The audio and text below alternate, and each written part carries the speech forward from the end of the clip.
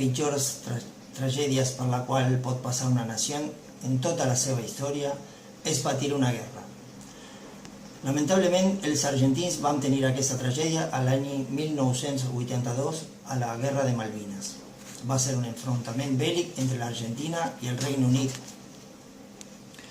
L'origen de la guerra va ser l'intent per part del govern militar argentí de recuperar la sobirania de les illes, amb l'objectiu de disminuir la tensió social que hi havia en aquell moment, un aumento de la inflación anual, interrupció de bona part de l'activitat econòmica i sobretot l'augmento de la pobresa.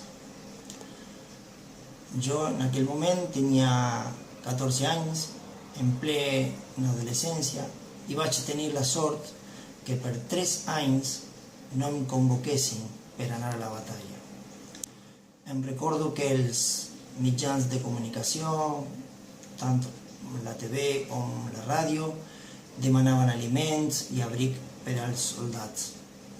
La gent, per altra banda, donava joies, objectes de valor i fins els nens escrivien cartes als soldats per donar-les ànim.